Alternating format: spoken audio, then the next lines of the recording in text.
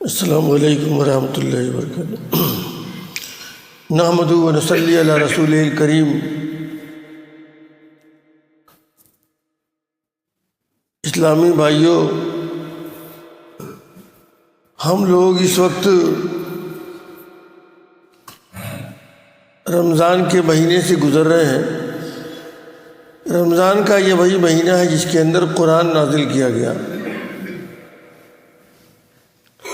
اور قرآن صرف نازل نہیں کیا گیا بلکہ قرآن میں غور و فکر کا حکم بار بار دیا گیا ہے کہ آپ تدبر و تفکر سے کام کیجئے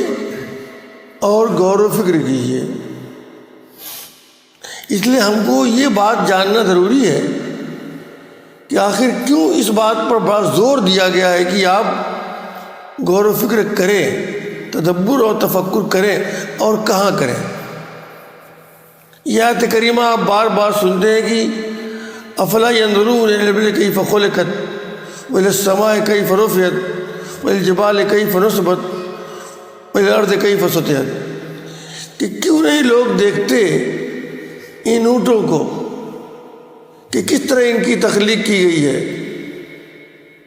اور کیوں نہیں دیکھتے اس پہاڑ کو کہ کس طریقے سے زمین میں گاڑ دیا گیا ہے، اور کیوں نہیں دیکھتے یہ لوگ آسمان کو کہ کس طریقے سے اس کو بلند بنا دیا گیا ہے، اور پھر اسی طریقے سے کیوں نہیں دیکھتے یہ لوگ زمین کو کہ ہم نے کس طریقے زمین کو بچھا دیا ہے۔ بار بار دیکھنے کی بات کہی گئی ہے، لیکن دیکھنے کا مطلب یہ نہیں جیسے ہم لوگ زمین دیکھ رہے ہیں، آسمان دیکھ رہے ہیں، مل جاتا ہے تو اونٹ بھی دیکھ لیتے ہیں، اور اسی طریقے سے تمام چیزوں کو دیکھتے ہیں،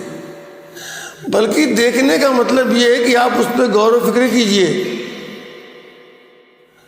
تو غور و فکر کیوں کریں؟ اس لیے غور و فکر کریں کہ جب ایک آدمی کسی چیز پہ غور و فکر کرتا ہے اور یہ بات جانتا ہے کہ واقعی اس کے بنانے والے نے کمال کیا ہے، تو اس کے نگاہ میں بنانے والے کی عظمت اور بڑائی کا احساس ہوتا ہے۔ ہم لوگ چونکہ بنکر ہیں، اچھی طرح جانتے ہیں کہ اگر کوئی بہت ہی عمدہ قسم کی ساڑی ہو، اچھا محل کسی نے بنایا ہو،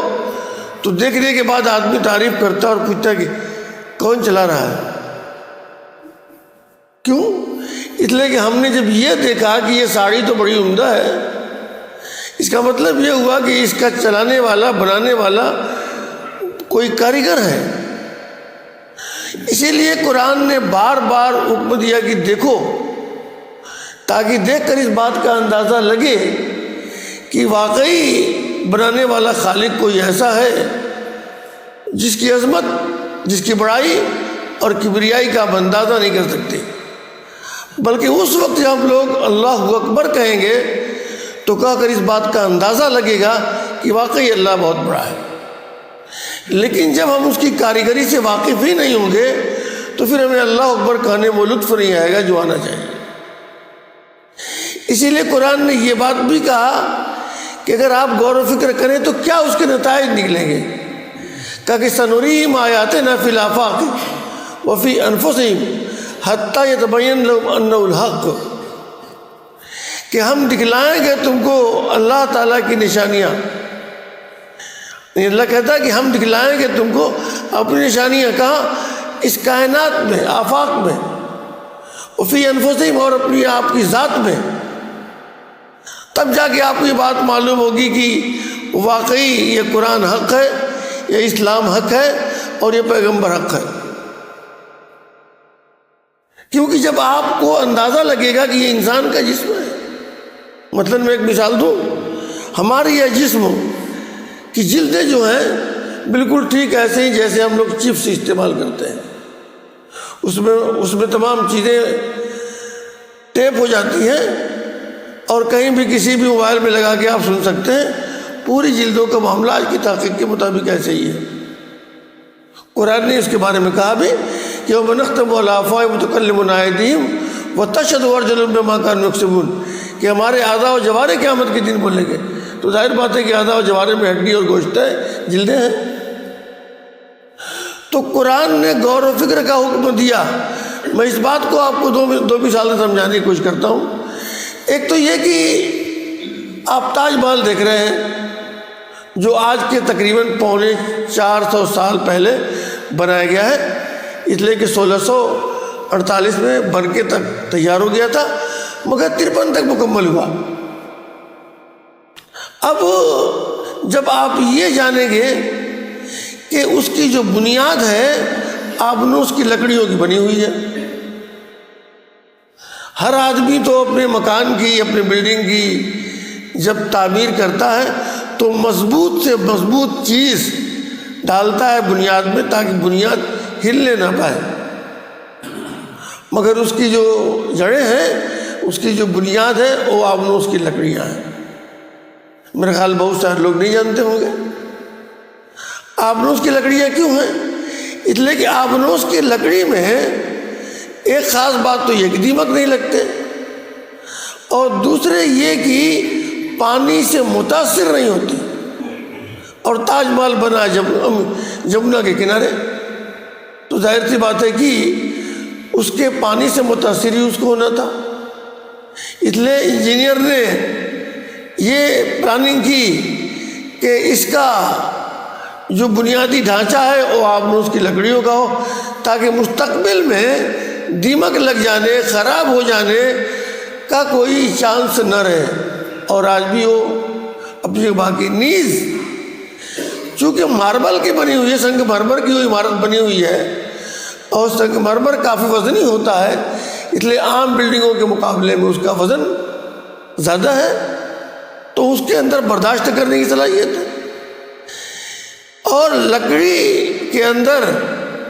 اینٹا اور پتھر کے مقابلے میں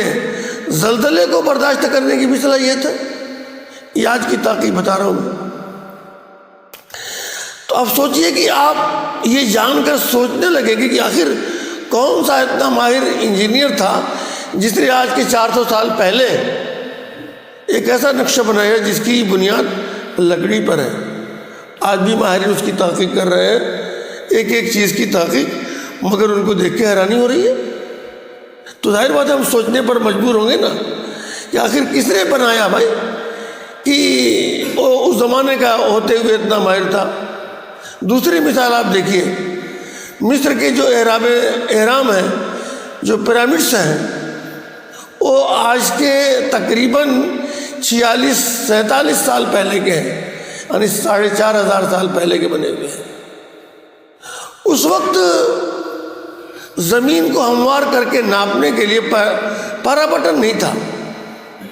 سمتوما کو معلوم کرنے کے لیے کیمپس نہیں تھا،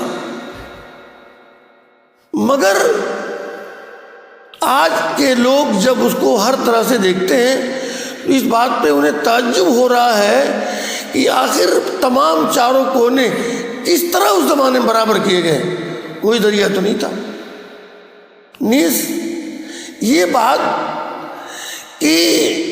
پورے سمت کے لحاظ سے اس کو مشرق مغرب اور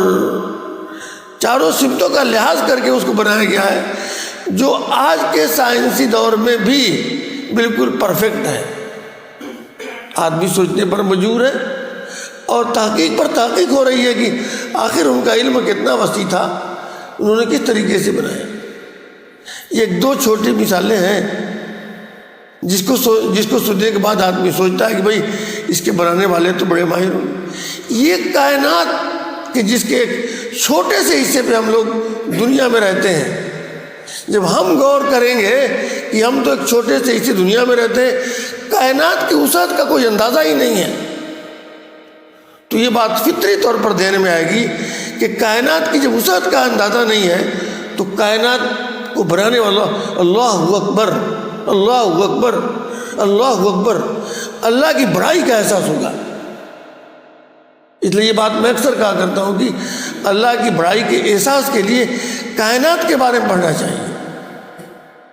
اور یہ جاننا چاہیے کہ کتنی وسیع ترین کائنات ہے۔ وہ عام آدمی کے سمجھ میں آنے کی بات ہی نہیں۔ ہم لوگ بھی جب پڑھتے ہیں تو لگتا یہ ہے کہ سر کے اوپر تو بات گزر گئی، کیونکہ اس کا تو کوئی اندازہ نہیں ہے۔ تو اللہ تعالیٰ نے اسی لیے بار بار کائنات میں اور آدمی کے نفس میں دونوں چیزوں میں غور و فکر کا حکم دیا کہ ہم دکھلائیں گے کہ نشانیاں کیا ہیں۔ اور آج جو آدمی تحقیق میں آگے بڑھتا ہے اسے اس بات کا اندازہ ہوتا ہے کہ کائنات کا بنانے والا، آدمی کے اس جسم کا بنانے والا کوئی عظیم ہے، عظیم شخصیت ہے، جس کی صفات رحمان ہے، جس کی صفت رحیم ہے، جو قہار و جبار و ستار ہے۔ اور اس وقت جب ایک آدمی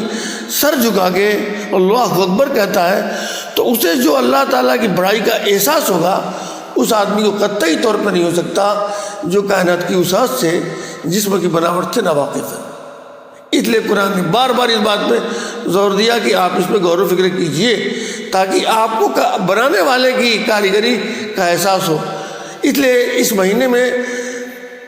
جو قرآن کا مہینہ ہے، قرآن کے نزول کا مہینہ، ہمیں قرآن بکثرت پڑھنا چاہیے اور پڑھتے ہوئے قرآن کی آیات کا ترجمہ دیکھنا چاہیے اور غور و فکر کرنا چاہیے تاکہ ہمیں احساس ہو اللہ تعالیٰ کی بڑائی کا، اللہ تعالیٰ کی کبریائی کا، اللہ تعالیٰ کی عظمت کا اور اللہ تعالیٰ کی علم کی وسعت کا۔ دعا کہ اللہ تعالیٰ ہم سب کو قرآن پڑھنے اور اس کو سمجھنے اور سمجھ کر اس پر عمل کرنے کی توفیق بخشے۔ وما علینا الا البلاغ۔ والسلام علیکم ورحمۃ اللہ وبرکاتہ۔